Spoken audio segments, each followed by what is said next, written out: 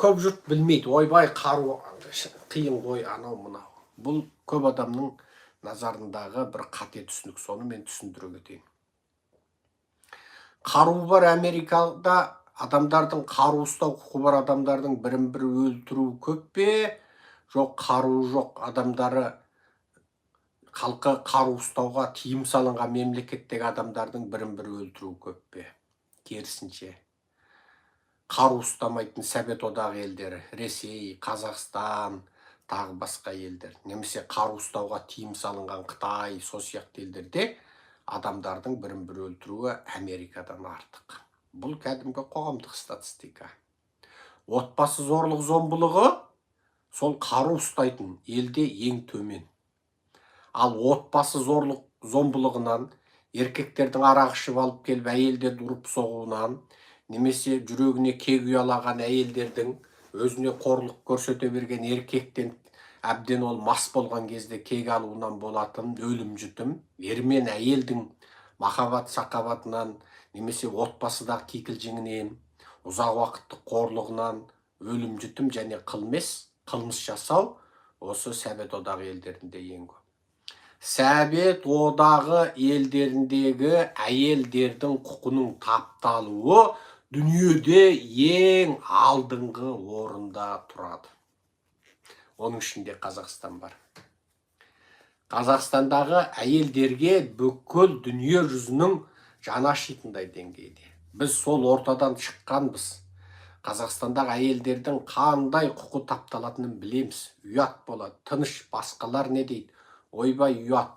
Әйелдердің қандай деңгейде отбасында қорлық көретіні, құқы тапталатыны, ол дүние жүзіне белгілі.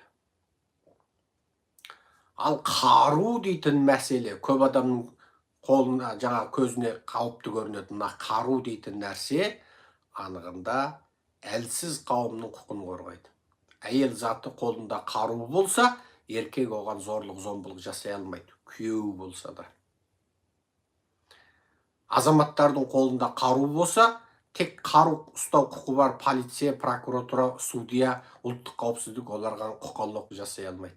Сондықтан ертең демократиялы Қазақстан орнағанда бүкіл халықты қару ұстауға тәрбиелеп, идеологиялық жақтан тәрбиелеп, олардың барлығын үйретіп, жаттықтырып, мектеп кезінен қару ұстауға жаттықтырып, әрбір азамат, мына жер үй сенікі. Егер полицей келіп, жаңа Советтен қалған, Назарбаевтан қалған, Тоқаевтан қалған полицей келіп, немесе ұлттық қауіпсіздік келіп, жаңа бас салып ұстап, Дулат Ағаділді ұстағандай, немесе оның баласын өлтіргендей зорлық зомбылық жасаса, әрбір қазақ қақшекеден атып тастайтын құқықты үйрету керекпіз. Әрине бірден емес, алдымен бүкіл халыққа адамды құқықты бір 10 жыл құлағына құйып сіңдіру керекпіз.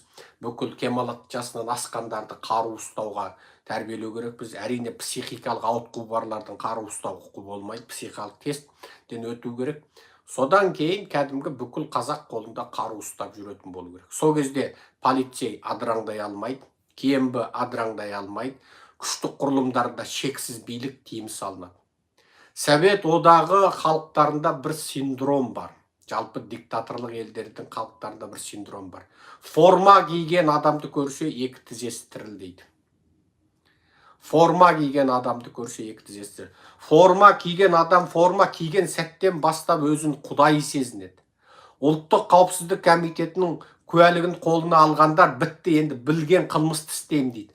Ол бизнес жасаса да рұқсат, ол контрабанда жасайды, ол сауда жасайды, салық төлемейді. Ал ондай тірек жоқ адам, қысқасы Алматы, Астанада ақылы әжетхана сала алмайды. Ақылы әжетхана сала алмайды. Ақылы кәдімгі бір кіріп шыққаныңа 50 теңге, 100 теңге төлейтін әжетхана салу үшін сенің полицияда, прокуратурада, судьяда, КМБ-де танысың болу керек. Міне осындай зорлықтың күш органдарына шексіз билік беріп тастаған советтік жүйенден халықты үрейден арылту үшін халыққа қару беру керек. Халыққа қару керек. Полиция заңсыз болса атып тастау керек. Тарс еткізіп. Яғни полиция қолындағы полицейдің қаруынан пайдаланып, полицейдің формасынан пайдаланып, азаматтарды бопсалай алмайтын болу керек. Кейінбі бүйтіп жылтитып, қызыл куәлігін алып шығып, кез келген жерде азаматтарды бопсалап, қорқытып, сен Фейсбукте бірдеңе жазыпсың ғой, чота сен асып барасың, абайлайсың ба демеу керек. Тарс еткізіп атып тастау керек. Сөйтіп, бүкіл полицейде адам, адамда адам, жай қазақта адам, полицейде адам, сонда ғана тең тұра аласың. Міне Америкадағы қару ұстау мәселесі осы. Сондықтан мына жерде мынау көп адам әлі бізде советтік идеология, әлі советский идеологиямен жүрміз. Бір нәрсені зерттеңіздерші Гуглге кіріп. Совет одағы елдер Ресей мен Қазақстанды алайық. Совет одағы елдеріндегі нақақ сотталу дүниеде бірінші. Күйеуінің қорлығынан өлетін әйелдердің саны дүниеде бірінші. Өгей әкесінен жыныстық зорлық зомбылыққа ұшырайтын ұл бала мен қыз бала дүниеде алдыңғы орында. Арақ ішіп қылмыс жасап, отбасы төбелесі болу дүниеде алдыңғы орында. Енді бұндай елде демократия орнату үшін әлсіз қауым, яғни балалар, сәбилер, әлсіз қауым, әйелдердің құқы тапталмау үшін, әлсіз қауым, яғни қарапайым халық, әлсіз қауым, полиция, кейінбі, шексіз құдірет иесі болатын бұндай мемлекетті оңау үшін, бұрынғы советтен қалған бүкіл ұғымды бірақ тас-талқан қылу керек, жою керек. Қазіргі мына үкіметтік мекемеде, әсіресе полицияда, кейінбіде, прокуратурада жұмыс істеп жүргендерді, бірақ біреуінің қолы сау емес, бәрінің қолы, екі қолы білегіне дейін қанға малынған. Бұлардың бәрін тексерсең, айлап қылмыс ашып тексерсең, бір полицей, бір кейінбі, бір судья, бір прокурор аман қалмайды. Бәрі парамен байып отыр. Ойла, кедей прокурор бар ма? Кедей кейінбі бар ма? Баласын шетелде оқытпай отырған судья бар ма? Тоқал-соқалдарын Дубай, Саудияға, Меккеге жібермейтіні бар ма? Кедей молда бар ма, бұлайша айтқанда? 4 тоқал алып, бәрі ырғап отыр. Жай кедей машина мініп жүргені бар ма?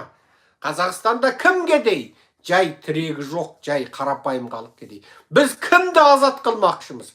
Сол жай қиналып жүрген әрбір қазақты азат қылмақшымыз. Жаңағылардың барлығы қанішер.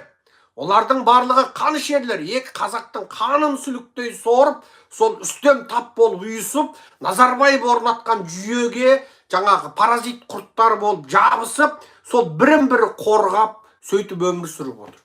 Біз осы жүйені тамырымен тас-талқан қылуды көздеп отырмыз. Көп жұрттың назарында демократтар мен республикашылар әшейін біріне бірі ұқсамайтын екі партия, сол бірін-бірі анау. Жоқ, айналайын халқым. Америка деген елде демократияның жеті әкесі бар. Демократияның жеті әкесі бар. Бірақ бұл жерде де сол екі ұғымдағы қауым бірімен бірі ит жығыс түсіп отырады. Енді бір мысал келтіре кетейік. Коммунистерге кімнің бүйрегі бұрады? Демократтардың. Екінші дүниежүзілік соғыста Сталинге Ялта келісімін қол қойып, Сталиннің бүкіл шығыс Еуропадағы жаулап алған территориясын мойындап қойған кім? Рузвельт, Черчилльдер. Демократтар. Қытай республикасынан бас тартып, Қытай халық республикасына бүйрегі бұрғандар кім? Демократтар. Қытайдың бүкіл миллиардқа жоқ, жарты миллиард халқын сол кезде коммунистердің темір тегеурініне тастап берген кім? Демократтар. Корей түбегінде соғыста жеңіп отырған соғыстан шегініп шығып, жарты Корейдің коммунистік жүйеде қалуын, Мау менен Сталиннің жетегінен шықпайтын коммунистік жүйеде қалуын құптаған кім? Трумен, Рузвельттен кейінгі Трумен. Ол да демократ. Бұл жерде демократтардың бір бүйрегі коммунистерге бұрғаны. Тарихтан бері солай. Оспан Батырды көмексіз қалдырған кім? Демократтар. Оспан Батыр жарықтық шахид. Алла дәрежесін үстем қылсын ол кісінің. Жанын жәннаттық қылсын. Сол Америкадан қару келеді деп күтіп ең соңында қолға түсті. Сол Оспан Батырдың Америкаға тіпті күллі адамзатқа қосқан үлесі ең жоғары еді. Совет одағының атом жұмысын кері шегіндірген бірден бір адам Оспан Батыр. Іле Қазақ автономиялы облысының Алтай аймағы Көктағай деген жерінен уран кенін табады. Жаңағы уран содан шығады. Жаңағы уранды неге айтып отырмын? Сол уран кенін тауып, сол уран кеніне Совет одағының мамандар барғанда соны қырып тастаған Оспан Батыр. Әйтпегенде Совет одағы атом қаруын Америкадан бұрын жасайтын еді. Ал атом қаруы жоқ Совет одағы Корей түбегінде құрылып болған Корей республикасында аяқ астынан Ким Ир Сен деген бандитті қолдады. Сол заманда